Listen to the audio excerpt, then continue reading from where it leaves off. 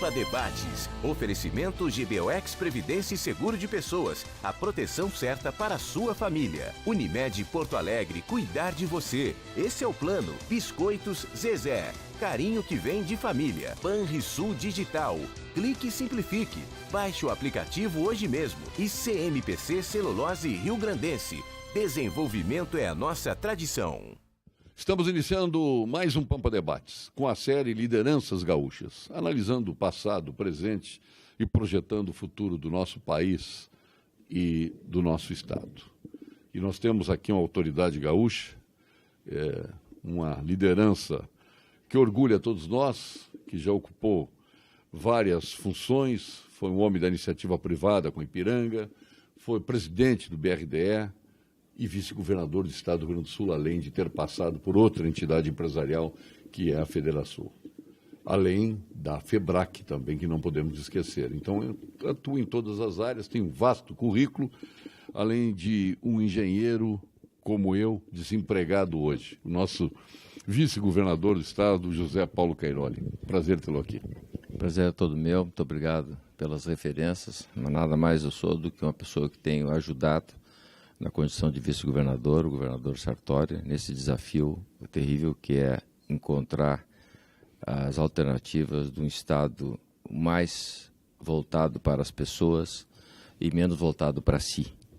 Esse, como nós estamos dizendo, é uma travessia que nós estamos fazendo, que não se encerra no nosso governo, mas que dá um norte de como entende que deve ser o Estado do Rio Grande do Sul para as próximas gerações. Bom, nós temos que, obviamente, analisar a questão Brasil e o seu relacionamento com as federações. Para entendermos um pouco essa crise do estado do Rio Grande do Sul, que tem várias vertentes, né? Foram várias sangas que acabaram nesse desaguadouro aí, que na realidade é uma cascata de problemas que vem há muitos anos. Mas eu acho que quando o governo central, quando o poder central resolveu puxar para si a arrecadação nacional, centralizando em Brasília e daí distribuindo para os estados e para os municípios, ali eu acho que começou uma assinatura de sentença de morte por processo federativo do Brasil. O senhor concorda com isso? Que é uma das nascentes de todos esses problemas que vivemos? Não tenho dúvida que o Estado brasileiro vem sofrendo ao longo de décadas o que nós estamos hoje colhendo. Nós precisamos, sem dúvida nenhuma, quando eu era presidente do BRDE, eu ouvia o governador Colares, na época, falar de pacto federativo. Eu não entendia muito bem o sentido disso. Hoje eu vejo muito claro. Nós temos uma federação que não funciona como tal. Nós estamos acompanhando mais próximo... O poder central poderíamos chamar de confederação, né? Que reúne as federações que seriam os estados. Qualquer prefeito que quer, esses mais de 5 mil prefeitos, qualquer coisa precisa ir a Brasília, o que, no meu entender, está extremamente equivocado, porque a finalidade deveria estar concentrada no Estado e não em Brasília. Mas a verdade é que como mexer nisto, como fazer essas alterações, onde tem que abrir mão de poder. Isso é talvez as coisas mais difíceis hoje, nós pensarmos como é que Brasília vai abrir mão deste poder que existe, onde há uma concentração cada vez maior. Eu não tenho dúvida, e a gente vê isso efetivamente muito negativo se nós olharmos a federação, se olharmos os municípios, olharmos os estados brasileiros. Bom, esse processo federativo, obviamente, inclui uma perda de força total, dentro e de dentro para fora. Quer dizer, os estados hoje, eles vão numa situação como os prefeitos de mendicância em Brasília. Vão com pires na mão, o que é um verdadeiro absurdo, né? Quer dizer, nós ficamos na mão da vontade, especialmente da área fazendária brasileira, que normalmente é um banqueiro. Não é por ser banqueiro, acho que as pessoas independem das atividades que tenham, mas hoje, mais do que nunca, a nossa política é rentista. Mas ela não pode ser rentista fragilizando os demais, os entes da federação. E os estados estão fragilizados ante esta política fazendária. E aí, depois de ouvir a sua fala sobre esse aspecto, eu quero entrar na própria lei Rouanet, que todos nós aplaudimos. Mas antes, esta questão da política fazendária brasileira.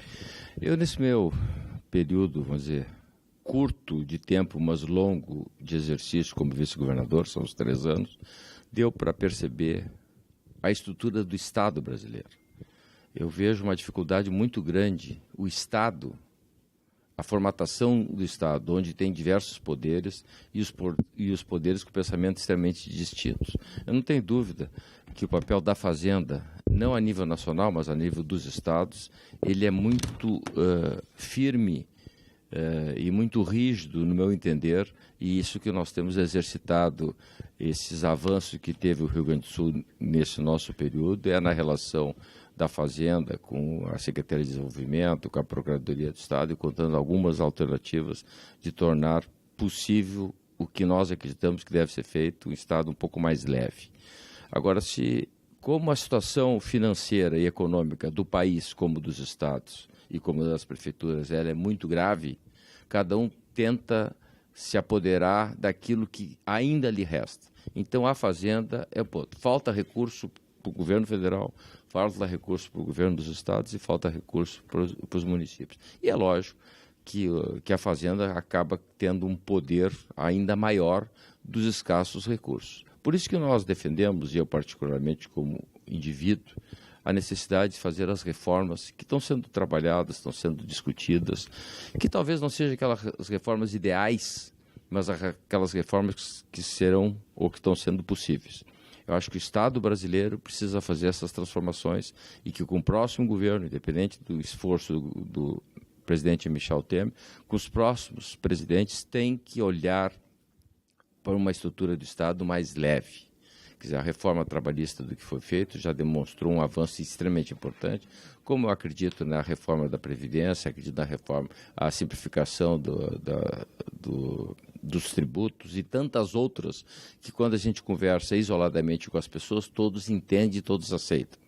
Como é que nós podemos viver no município e haver uma concentração do recurso em Brasília e tendo dificuldade de todos os municípios? Nós somente teremos uma federação forte se tivermos municípios fortes, tivermos um Estado forte. Não tem possibilidade de existir um país forte se não tiver a base de sustentação, que são os municípios fortes. Como é que se muda essa equação?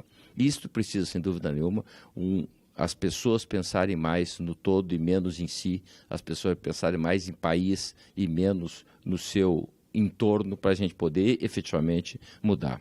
Vejo que o momento, a crise e essa continuidade de negociações que estão sendo feitas vai, sem dúvida nenhuma, olhar por um país melhor do que esse país que nós estamos vivendo. Eu não tenho a menor dúvida que nós teremos um país melhor, porque essas coisas que até então não era debatida, não era discutida, hoje se vê bastante conversada, bastante com os equívocos, com os acertos, é evidente, isso faz parte. A imprensa tem um papel extremamente importante dentro desse quadro, e a democracia se faz dessa forma. Ela não se faz em 4 paredes, não se faz da companheirada, e sim se faz todos participando.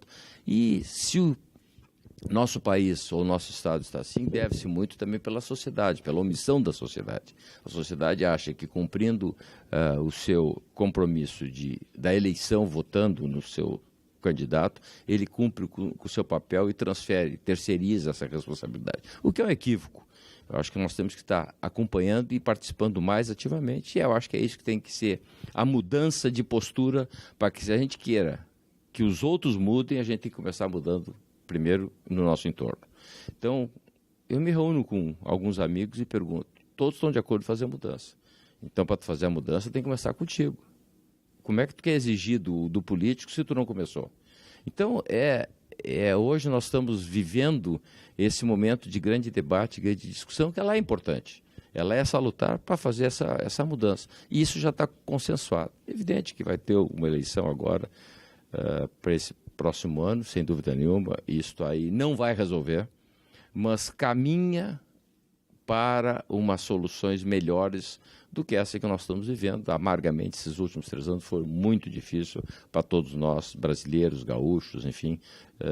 E aí não cabe culpar A ou B, não cabe culpar partido A, partido B, ou querer culpar outros que não sejam nós mesmos. Então, nós temos que ter a consciência que nós somos parte desse elo. Todos têm a sua parcela de culpa. Agora, obviamente, o senhor está falando dos problemas e já projetando o futuro, especialmente colocando na questão das eleições, né, uma solução para o nosso país. Mas uma coisa é certa, e eu aí dou razão para o Nelson Jobim, que certa feita, numa entrevista que eu fiz com ele, disse, ele que passou pelo Legislativo, pelo Executivo e passou pelo Judiciário, quer dizer, ele viveu os três poderes, e intensamente. Ele disse, queres aprovar uma lei no Congresso Nacional, adjetiva ao máximo essa lei. Atende aos interesses corporativos, engambela e aprova essa lei, que vira uma coxa de retalhos e vai para um advogado escolher o retalho que melhor lhe aprover e para o juiz entender o malfadado espírito legislador. Então, é isso que acontece com as leis brasileiras. É isto que está acontecendo nas reformas. Nós precisaríamos de reformas estruturais e reformas radicais. Nós estamos fazendo paliativos de reforma, que atende, em parte, aquilo que se queria, né, na questão da radicalização das leis. Então, nós vamos, de novo, né, fazer reformas, ficar felizes com elas, porque o pouco que se faz é muito frente ao nada que se tinha. Essa que é a grande verdade. Mas, vice-governador, aí entra a própria questão da Lei Rouanet que nós aplaudimos. Vai solucionar o problema dos estados, os estados não vão exportar impostos, mas serão compensados pelo governo federal. Lei Candir. Eu falei Rouanet, Candir, é que a Lei Rouanet também está na pauta e é um outro horror de corrupção que nós temos no Brasil. A Lei Candir. Então, nós vamos beneficiar os estados, todos aplaudiram. Quando ela foi para a prática, precisando de regulamentação, até hoje não ocorreu. E lá se vai mais de uma década de Lei Candir. E, agora, determinado pelo Supremo, o nosso Congresso tinha até o dia 30 de novembro para regulamentar. Não regulamentou. O Tribunal de Contas tem que regulamentar, segundo decisão do Supremo. Agora, qual é o movimento que se vê do Congresso Nacional? É acabar com a Lei Candir, né? O que vai piorar muito ainda, porque nós vamos passar a exportar impostos. E com isto, especialmente o Rio Grande do Sul, que tem na sua principal commodity, que é a soja, né, o baluarte da nossa economia, o alavancador de tudo, por aqui até o salvador da pátria muitas vezes. Como é que o senhor enxerga essa situação de nós termos aplaudido uma lei que foi para a sociedade, especialmente a sociedade empresarial, que nunca foi cumprida, que prejudicou tremendamente os estados exportadores, né? Especialmente o Rio Grande do Sul de Deus. E, passados esses anos todos, nenhuma decisão do Supremo se cumpre. Como é que o senhor percebe isso e como é que se corrige, até na sua projeção futura?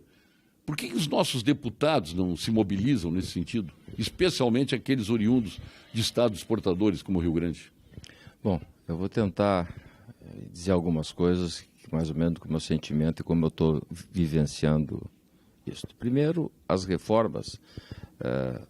O país, e eu vivi muito a Federação e a Confederação das Associações Comerciais, onde sempre defendia uma reforma tributária que passa a ser nenhuma por isso. E por que ela nunca aconteceu? Porque, primeiro, nós não sabemos nem o que nós queremos. Quando eu digo nós, se nós olharmos o mundo empreendedor, uma associação tem um pensamento diferente, da indústria, o comércio diferente, o serviço diferente. Então, isso é muito complexo. Quando eu digo que nós temos que pensar em reformas possíveis e ir avançando ao longo do tempo, é a única forma que nós chegarmos ao ponto ideal. Porque o ótimo é inimigo do bom. E isto é uma das coisas que eu vivenciei no período que eu tive na Federação e na Confederação e pude presenciar. Então, hoje eu tenho a consciência mais maduro, mais de cabeça branca, que nós temos que trabalhar assim. Não é remendo, mas ir avançando na medida da capacidade, do convencimento que a sociedade consiga entender. A reforma trabalhista avançou porque foi feito aquilo que era possível. Reforma da Previdência, se tentou fazer uma reforma ideal. O que aconteceu? Um fracasso, temos que fazer aquela que é possível e viável. Então, quando eu acredito que o governo Temer tem trabalhado fortemente nisso, eu quero dizer que o próximo governo, independente de quem seja, vai ter que dar continuidade nesse papel. Então, nós temos que avançar em reformas possíveis, porque é óbvio, nós somos um Estado corporativo, onde as pessoas defendem o seu interesse próprio, e isto é assim que foi constituído o nosso Estado brasileiro. Então, nós temos que avançar aos poucos dentro do processo. Não é concebível, e aí tem vivenciado muito, a judicialização. Tudo é inconstitucional, tudo é questionado, tudo é isso. Isso tem argumento jurídico para tudo. É a coxa de retalhos. Exato, mas isso meu amigo Nelson Jobim fez parte dentro desse processo. Claro, ele então, é o reconhece. seguinte, então esses equívocos foram na Constituição, esses equívocos foram numa série de coisas que na hora... Em todas as leis. Então, foi feito. Então, assim, como é que se muda isso? Ou se faz uma nova Constituição, uma nova Constituinte, que eu acho mais difícil ser feita, porque seria melhor. Então, temos que construir dessa forma que está sendo feito. Um Supremo com atribuições cuidando de uma série de coisas e não conseguindo separar o que efetivamente deve ir para o Supremo e o que deve ser tratado na primeira instância. Agora, não é concebível, e aí eu vou citar o caso do Rio Grande do Sul, que se faz leis para criar empresas e se aprova na Assembleia. E se faz leis para fechar empresas, para vender empresas, que se aprova na Assembleia. Pois bem, nós fizemos isso para 9 fundações e para uma empresa, portanto 10, que foi aprovada em dezembro e foi sancionada em janeiro. E nós até hoje estamos ainda discutindo judicialmente algumas coisas. Então, isso tem amparo legal. E nós estamos num esforço muito grande de convencimento nosso, sabendo que esse é o nosso papel, enfrentando. Quer dizer, então, quão difícil é tratar de umas pequenas coisas, como o fechamento de fundações, que não tem mais sentido de existir no nosso entender.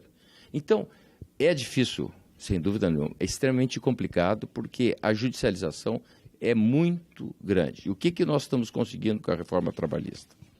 Ela está minimizando isso, pelo que eu estou acompanhando, a redução de empresas prestadoras de serviço a partir de 11 de novembro, com relação à ação trabalhista, chega a ser nula.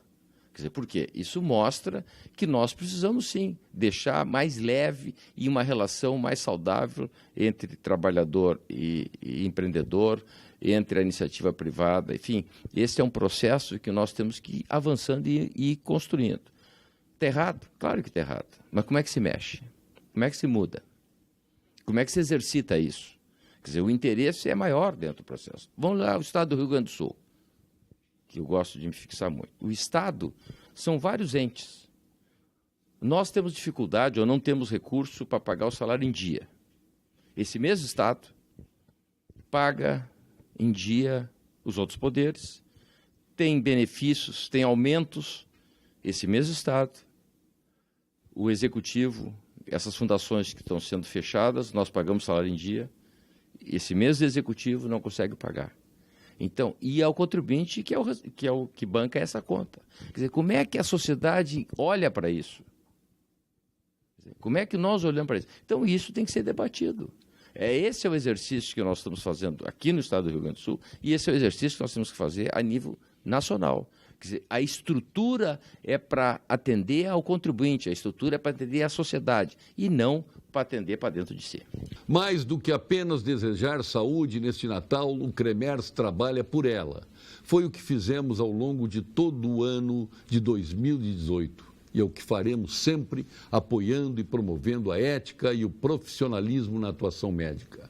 E é assim que fazemos a nossa parte para garantir saúde de qualidade a todos, ajudando você a passar momentos inesquecíveis ao lado de quem é especial em sua vida.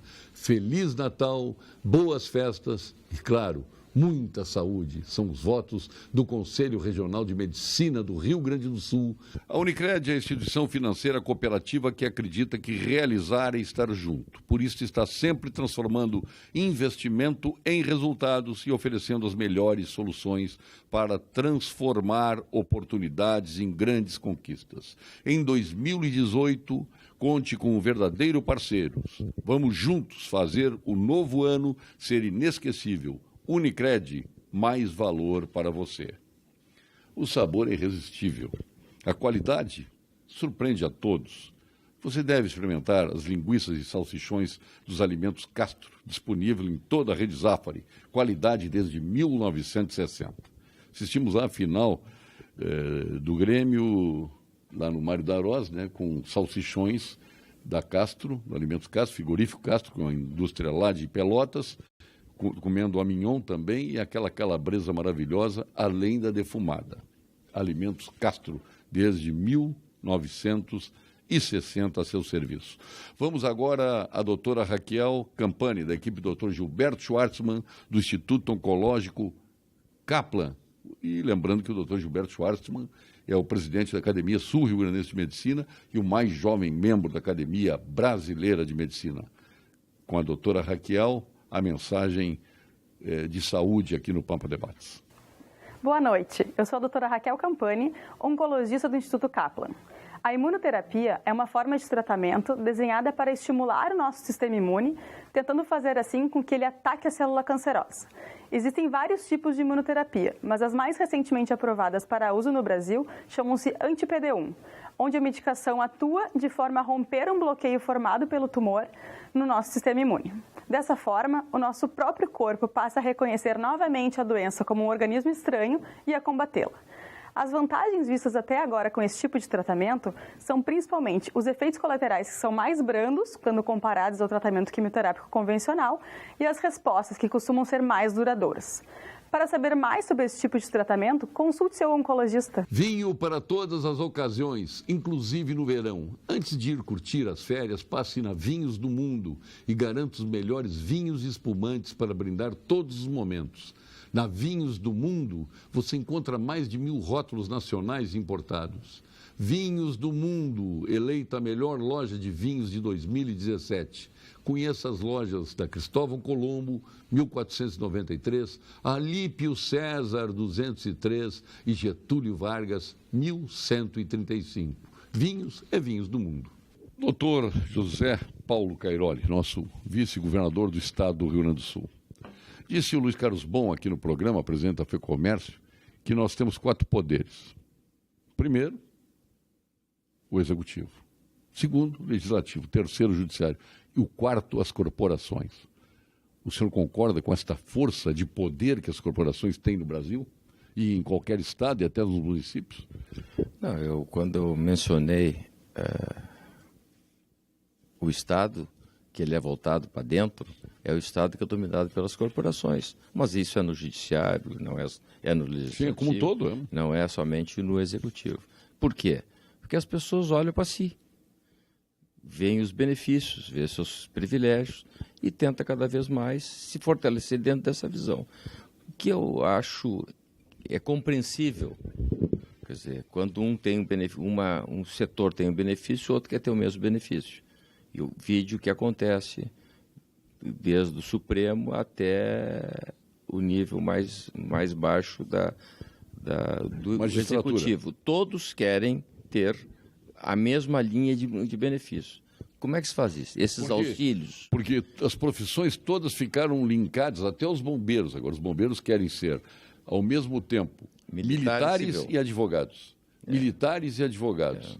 As benesses do militar pela aposentadoria, do advogado pelo salário, pelo efeito cascata que vem lá de cima do Supremo.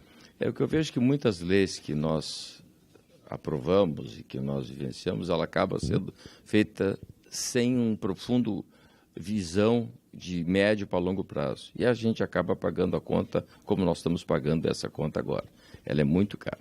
Nós temos poderes que têm 2 meses de férias. Qual é a justificativa de um indivíduo ter 2 meses de férias?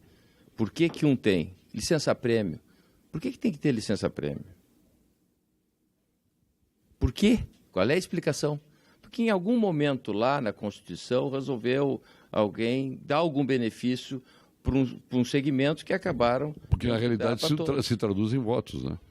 A defesa da corporação leva toda a corporação a votar em quem idealizou. esse item da Constituição, essa lei. Acaba sendo difícil hoje a gente entender e tentar mudar. Então, acredito que o próximo governo tem esse compromisso com a sociedade de dar continuidade a esses avanços que tem que ser feito em prol da sociedade, não em prol da sua companheirada, daqueles que têm interesse direto dentro daquilo que pensa politicamente, que beneficia A ou B. Se nós não olharmos o sentido de Estado, se não olharmos o que nós temos que fazer, olhando para a sociedade, não tem mais espaço a nível nacional e a nível do mundo, que é isso que nós estamos vivenciando. Hoje essa balela, essa conversa de socialização, de socialismo, está chegando ao fim, como efetivamente é o que a gente vê nas economias, não só emergentes, mas as economias de todo o mundo. Que nós pegar precisamos... a China como exemplo, que é um Estado comunista com mercado capitalista e convive muito bem. Então, é no capitalismo que está a solução, é nas liberdades que está a solução. Mas aí vem a questão do desenvolvimento. O que leva ao emprego e renda é o desenvolvimento, a instalação de empresas, é a riqueza, né, é atrair mais indústria, mais produtividade. Isso gera o ciclo construtivo.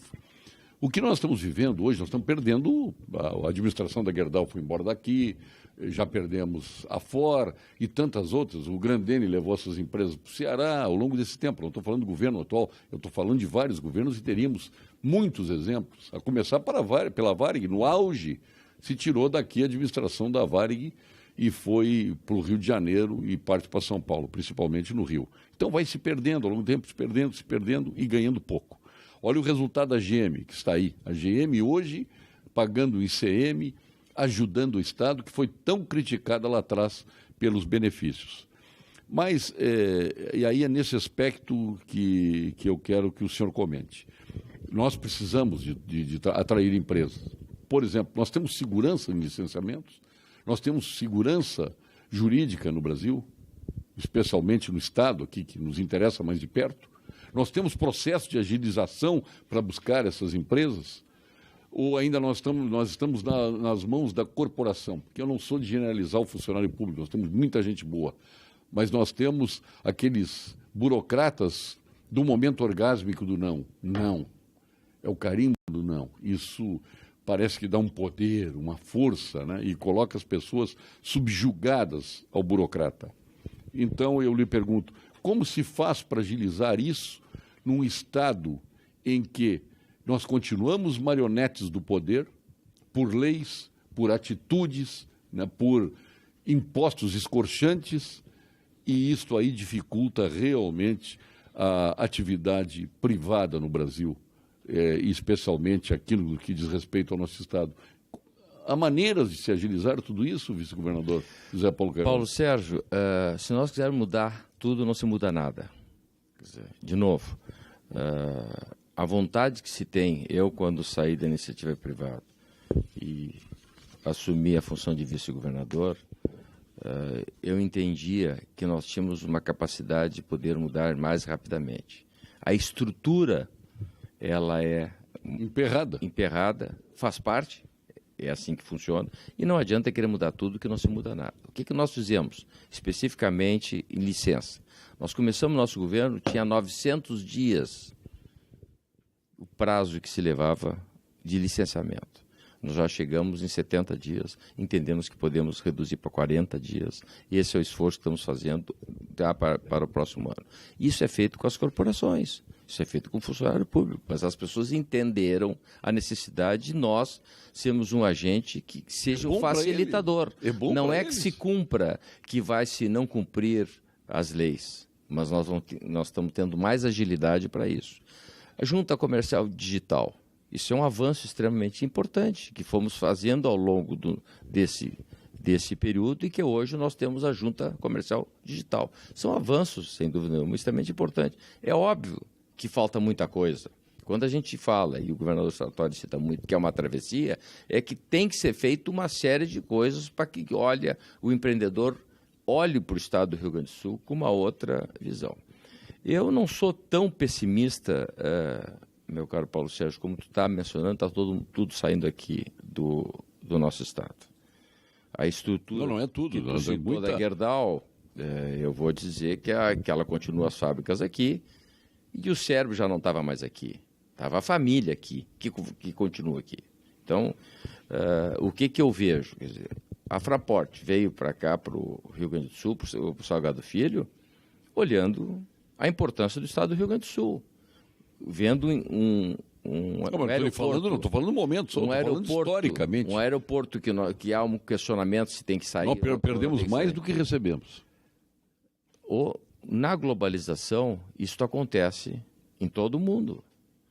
Então, a perda de um lado e um ganho de outro. O senhor quer ver uma coisa? Como a gente precisa de mobilização, especialmente os nossos parlamentares, quando se fala no setor fumageiro, que hoje é muito importante para a nossa economia, talvez, acho que individualmente é o mais importante, o resto do Brasil trabalha para destruir o que nós temos.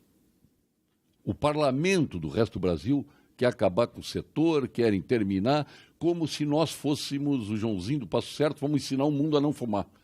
O mundo quer fumar. Nós não queremos que o mundo fume acabando com a nossa indústria do Rio Grande do Sul.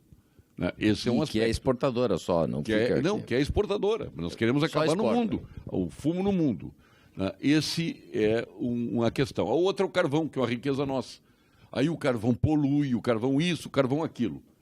Como é que a gente pode conviver com isso e não estabelecer um processo de luta, de união entre as entidades, entre os parlamentares, os poderes, enfim, e aí marchar para Brasília com absoluta justiça, porque nós temos razão nos nossos pleitos. Por que não acontece isso? E se deixa as pessoas tripudiar em cima do Rio Grande do Sul? Bom, com relação às entidades, eu acho que efetivamente nós tínhamos que escolher alguns focos das entidades, no meu entender, e não querer abarganhar tudo e concentrar em algumas coisas que são extremamente importantes. E aí tem que definir o que é importante para o estado do Rio Grande do Sul. E essa construção que se define, ela não se resolve num ano, nem em 2 anos e nem em 4 anos. Ela tem um ciclo um pouco mais longo do que o desejo que a gente consiga vivenciar na gestão ou do presidente de uma entidade, ou do governador, ou da governadora. Então, isso me parece extremamente necessário. Visão de médio e longo prazo tem que ser plantada e tem que ser construído. Então, no meu entender, isto nós temos pressa, e a pressa acaba não acontecendo dessa união quando se fortalece. E muitas frentes. Querer fazer tudo ao mesmo tempo. Mas o que eu vejo, tem que trabalhar passo a passo. Mas o que eu vejo muito, e é uma coisa que é real, mas existe a oposição, que acaba sendo uma oposição de governo e acaba prejudicando o Estado. E isso é muito nítido nos debates que nós temos, e eu tenho participado de vários ou de quase todos, e vejo as posições muito mais política e menos olhando para o Estado do Rio Grande do Sul. E, casualmente, os mesmos partidos que foram governo criticam o governo atual. E assim é sucessivamente. Eu não vou falar dos que foram governo, mas vou falar nós também, quando deixarmos de ser governo, vai acontecer semelhante a coisa. E aí nós vamos falar da Lei Candir. Por que agora, passado 13 anos, que as estrelas se alinharam, não foi resolvido toda essa série de coisas que estão nos criticando hoje? Por que agora? Por que não fizeram ao longo do tempo? Por que não resolveram a dívida do Estado do Rio Grande do Sul? Pois estava no poder, né? Por que é fácil? E todos esses que fazem parte da vanguarda do atraso estiveram no poder. É um absurdo. E se posicionaram do outro lado. Pois é, então é uma coisa assim, é um discurso muito fácil, um discurso que, sinceramente, não constrói quando a pessoa não está preocupada com o Estado. Então, como nós estamos vivendo eleições já, então as pessoas ficam com esse discurso que acaba, para aqueles menos esclarecidos, acaba convencendo. Então, me preocupa um pouco disso. Quer dizer, me preocupa dizer que nós não temos relação com o governo federal, que o governador, que o presidente Michel Temer não olha para o nosso Estado. Que isso aí é a pessoa de uma fraqueza mental que efetivamente não percebe o movimento que está sendo feito, a construção que está sendo feita, não visando o nosso governo. Então eu enfatizo muito isso. A crítica faz parte, ela tem que ter, oposição é uma coisa, mas não pode ser oposição ao Estado. E as pessoas sabem, se nós resolvermos algumas coisas do Estado, é sem dúvida nenhuma um fortalecimento do governador Sartori. É evidente. E as pessoas não estão preocupadas com o Estado, estão preocupadas quem será o próximo governador, que continuidade será do próximo governo. Por isso que o Estado do Rio Grande do Sul não consegue dar continuidade, diferente de Santa Catarina, diferente do Paraná, para citar os estados aqui da região. Então, o gaúcho que permanece no estado do Rio Grande do Sul, que não é esse gaúcho que empreendeu em todo o país, por isso o crescimento do nosso país, tem que olhar desta outra forma. Isso passa, sem dúvida nenhuma, pelos agentes, para aquele telespectador que te assiste aqui, de que não adianta nós falarmos em quatro paredes, entre nós mesmos, tu pensando como eu, e achar que está resolvido. Nós temos que nos expor mais, dizer efetivamente mais e ter posição mais clara. Esse é o papel que eu tenho feito e tenho defendido dentro do governo. Acho que a imprensa tem que se posicionar também nesse aspecto.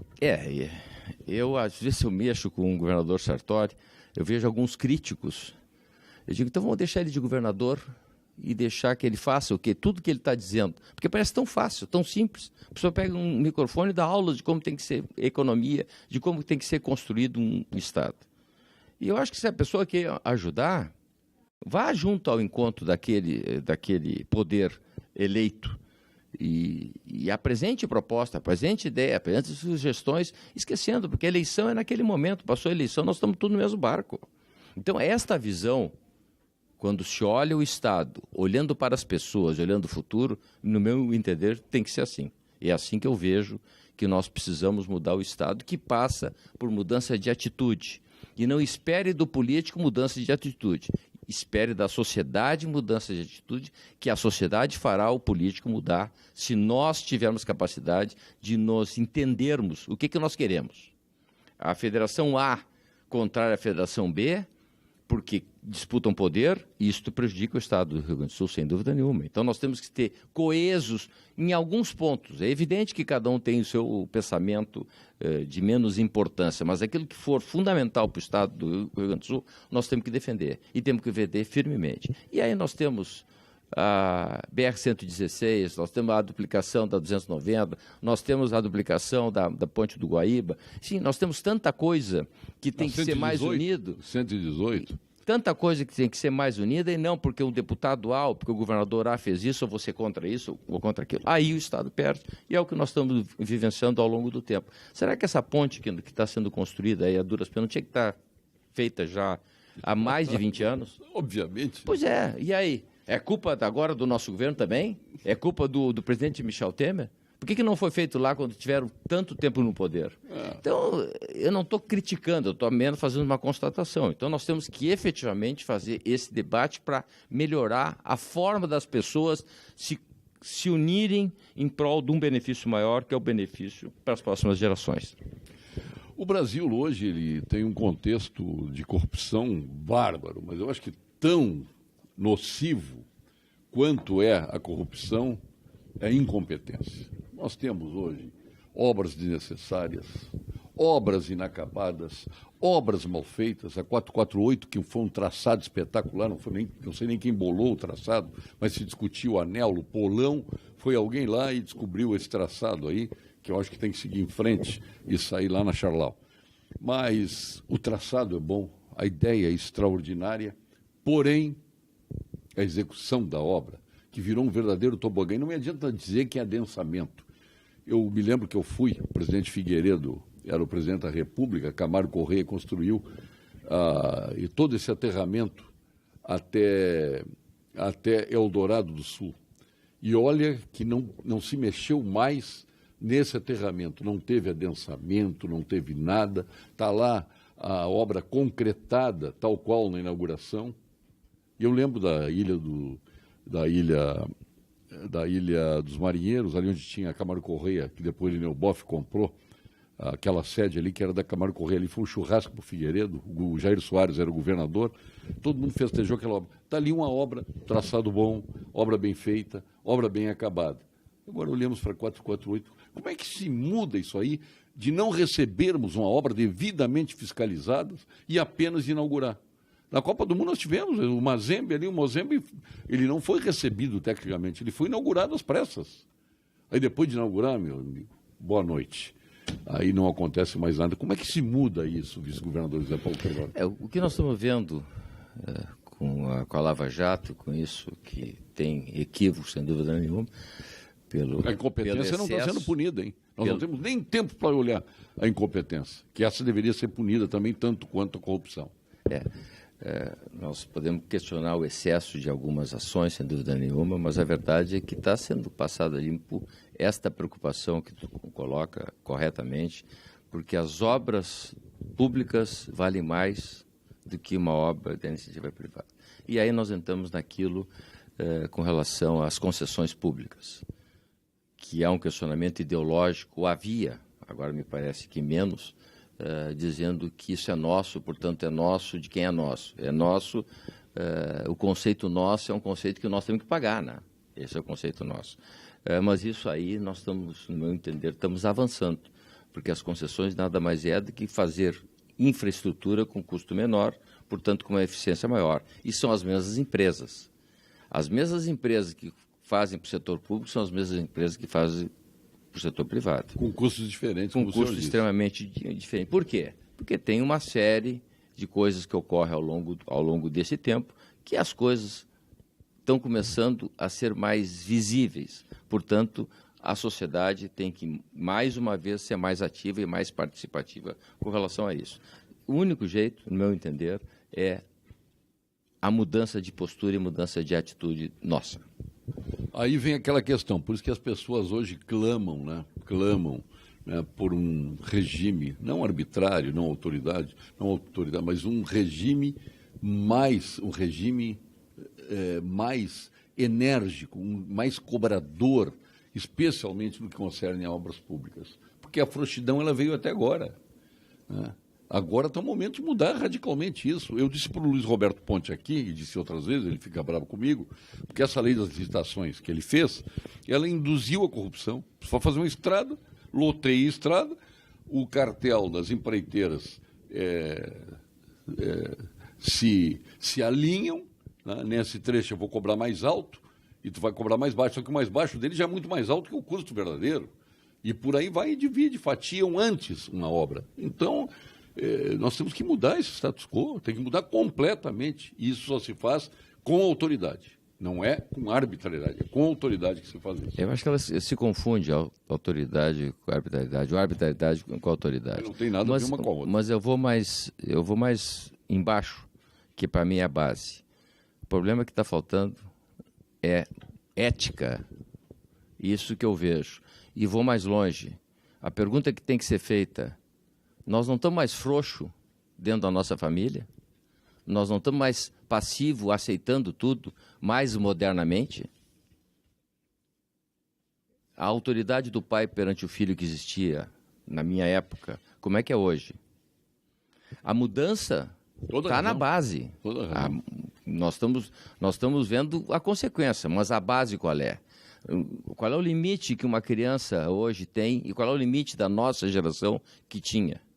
Como é que é vista a professora na nossa época? Como é que é vista as tia, que nem é professora? O que a professora pode fazer numa sala de aula e o que ela faz hoje? Será que nós evoluímos ou nós regredimos? Isso é o espelho que está aí.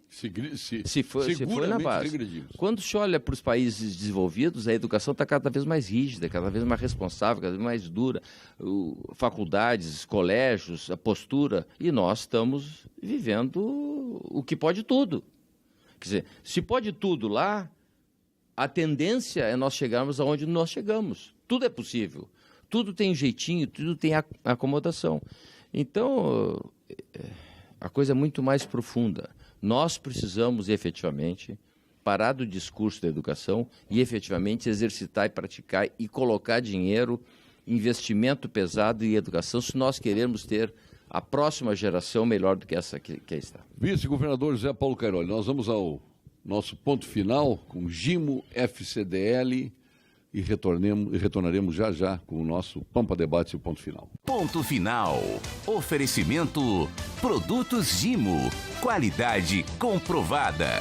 FCDL apresenta Que Comércio, o maior e mais completo programa de qualificação e gestão de empresas. Agora, no ponto final, nós estamos aí no dia 25 de dezembro, né, o dia de Natal. Então, é o momento que os lares estão se encontrando, as famílias, né, se unindo, né, um momento de festejos. E, para tanto, nós estamos com o vice-governador do estado do Rio Grande do Sul. Para nós é um momento muito verdadeiro e correto, né, para que se fale com as famílias do Rio Grande do Sul. Eu acho que o governo do estado, a gente pode discutir ideias, pode discutir projetos. Agora, a decência, a honestidade desse governo é inatacável. Eu acho que esse já é um grande mérito. Poucos dias atrás teve um evento no Teatro São Pedro, promovido pelo nosso Gilberto Schwartzman, que era o encerramento da Feira do Livro, numa promoção com a Bienal, onde veio o Prêmio Nobel de Literatura. E quando ele anunciou, o governador Olívio Dutra, o ex-governador Olívio Dutra, o teatro todo levantou e aplaudiu de pé. Embora ali sejam intelectuais, sejam pessoas que normalmente são ligadas à esquerda, mas naquele aplauso eu não vi a questão ideológica, muito menos a competência do governador sendo julgado. Eu vi a honestidade do ex-governador Olívio Dutra, que teve este grande mérito, que hoje a honestidade que deveria ser pressuposto da existência de um homem, por ser uma qualidade, hoje ele virou qualidade, né? Então se aplaudiu ali a honestidade. Então, o seu governo, o governo de José Ivo Sartori, tem condição absoluta de ser respeitado por todos os sentidos, entendo eu, mas especialmente por esse. E graças a Deus, se temos problemas financeiros, não temos problema de corrupção aqui no Rio Grande do Sul.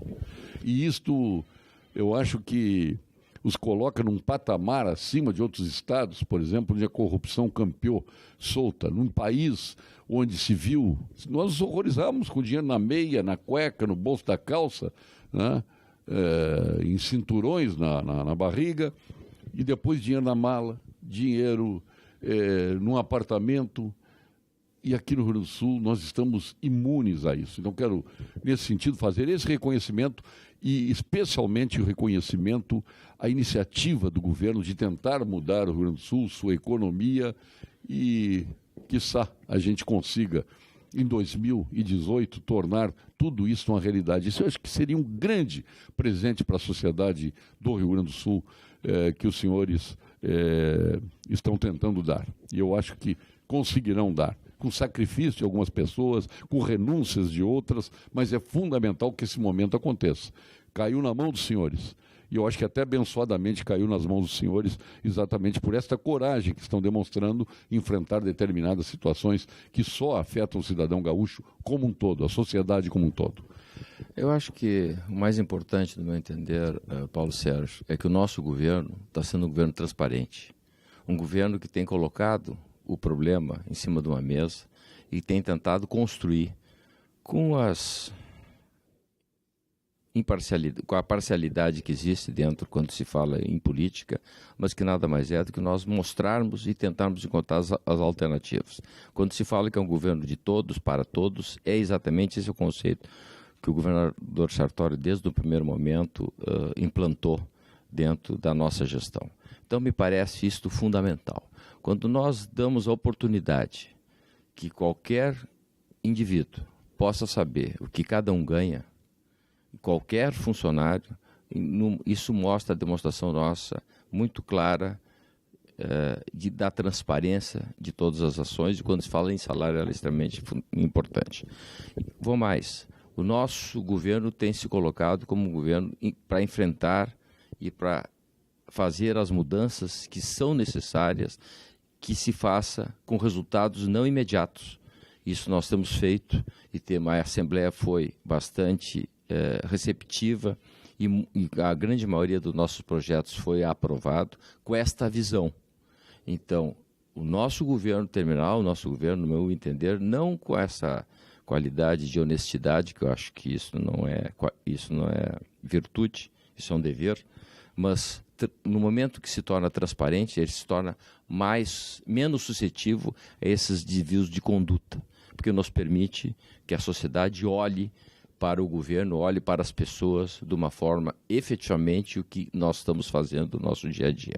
Então, eu digo que nós somos um governo, quando se fala de travessia, de fazer essas mudanças, aquelas que são possíveis.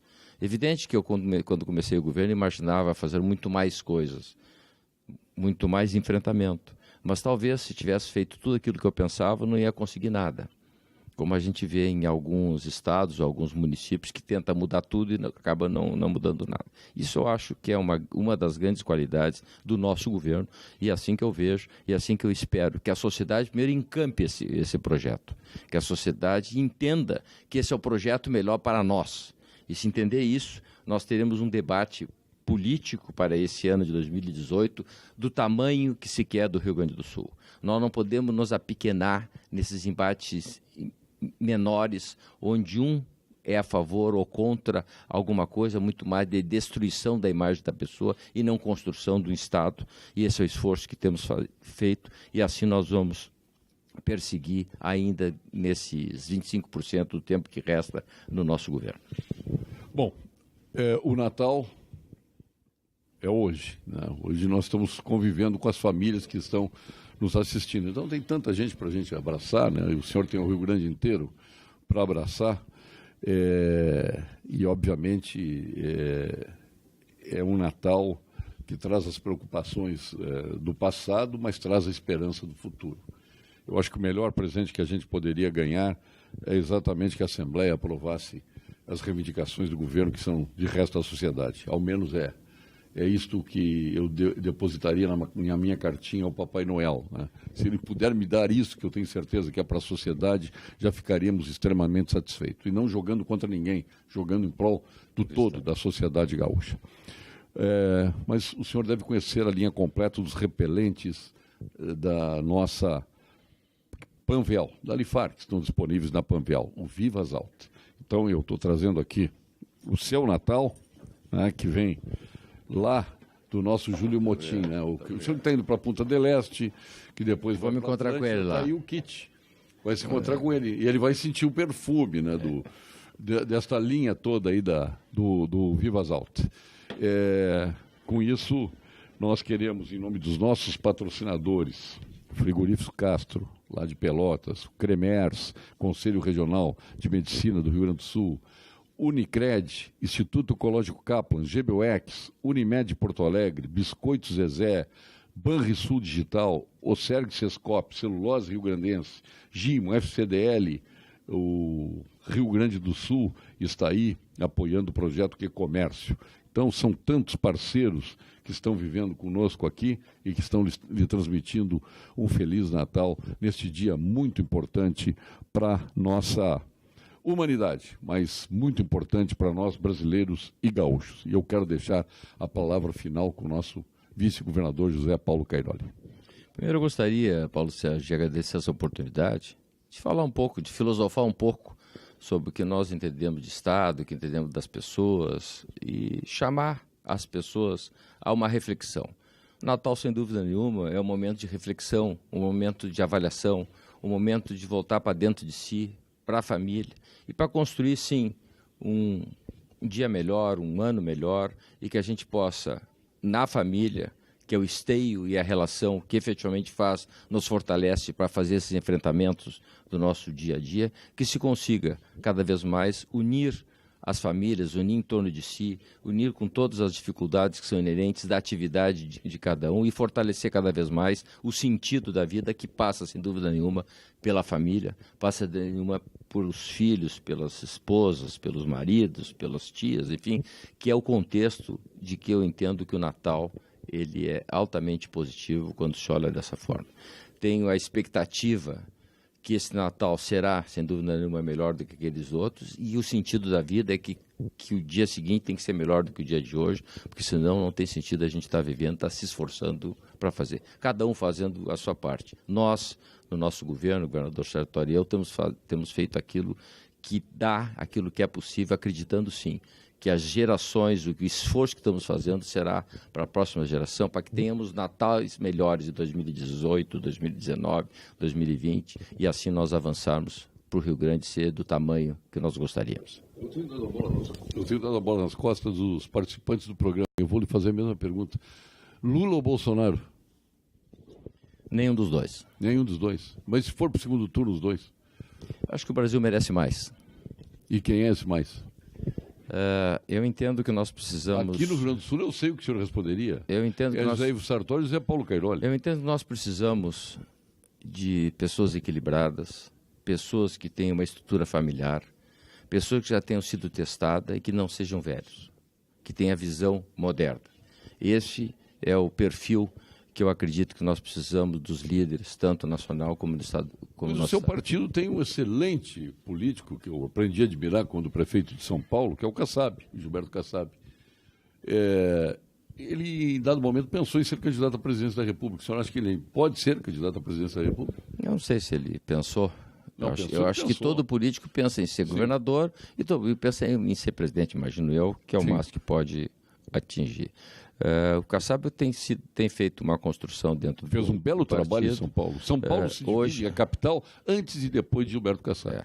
Hoje o nosso candidato a presidente é o Henrique Meirelles, e isso é o que está sendo posto, quer dizer, mas é evidente que na política essas coisas são construídas dependendo do momento, e o Kassab está olhando para São Paulo, vendo que alternativa ele tem, tanto o Senado quanto o governo do Estado, e vai depender desses próximos meses do que ocorrerá com o Brasil, o que ocorrerá com o nosso país e o que ocorrerá com São Paulo. E o seu futuro político? O meu futuro, eu fui contratado pela sociedade para cumprir até dezembro de 2018, isso que eu estou fazendo com a mesma vontade, com a mesma persistência e com a mesma convicção. Futuro, presente. Não, futuro. Nós estamos em dezembro e tu está falando futuro, é o dezembro do ano que vem. Esse governo está aí, qualquer movimento meu passa primeiro pelo governador Sartori. É preciso saber, entender o que o governador Sartori vai fazer ou pensa em fazer. Ele ainda ser candidato ao governo, tá? Bom, isso é a tua afirmação. Isso é a tua afirmação. É observação minha. Sim, cada um tem as suas observações. Sabe que eu olho nos olhos e sei. Né? Como eu olho nos seus e sei. Tá bem.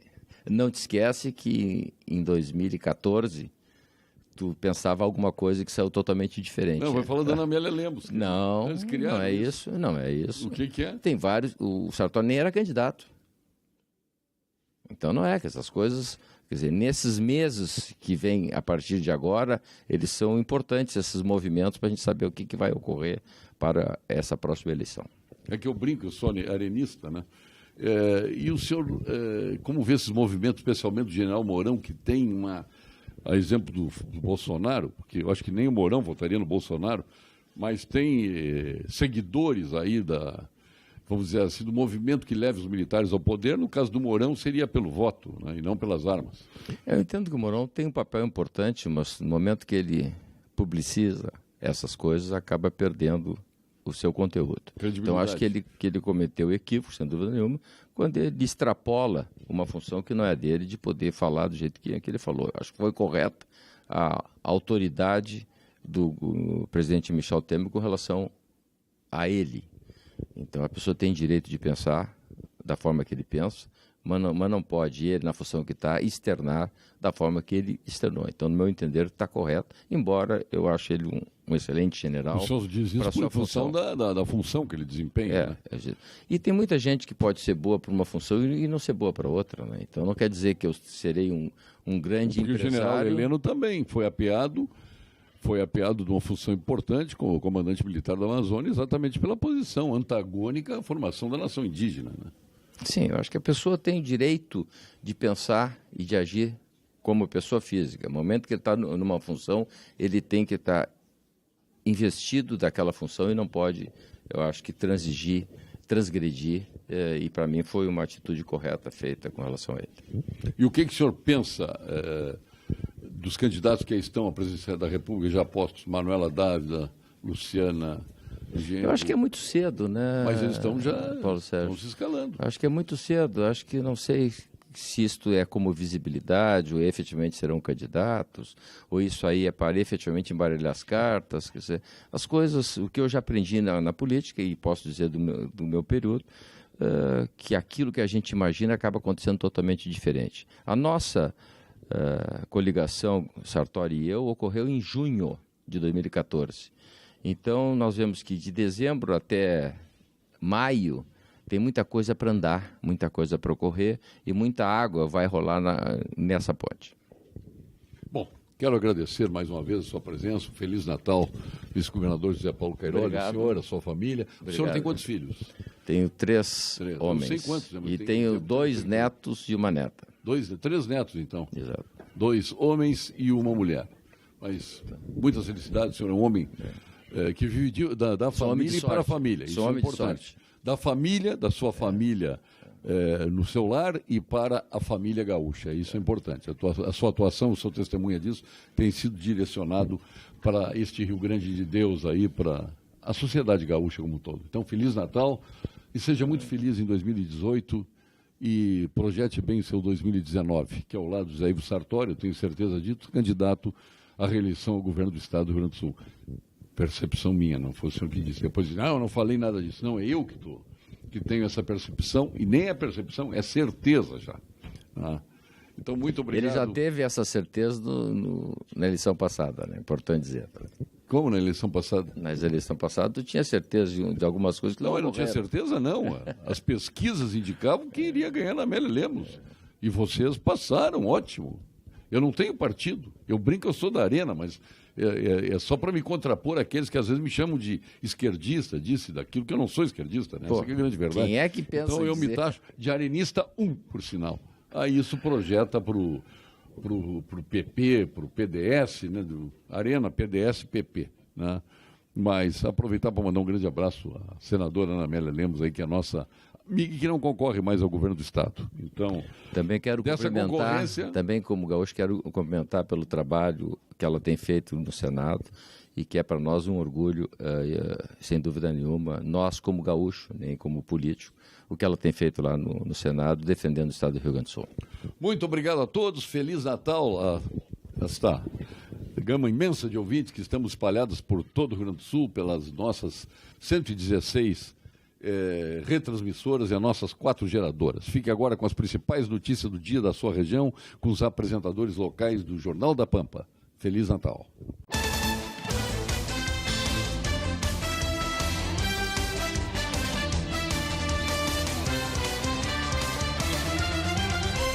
Pampa Debates. Oferecimento GBOX Previdência e Seguro de Pessoas. A proteção certa para a sua família. Unimed Porto Alegre, cuidar de você. Esse é o plano. Biscoitos Zezé. Carinho que vem de família. Banrisul Digital. Clique e simplifique. Baixe o aplicativo hoje mesmo. E CMPC Celulose Rio Grandense. Desenvolvimento é a nossa tradição.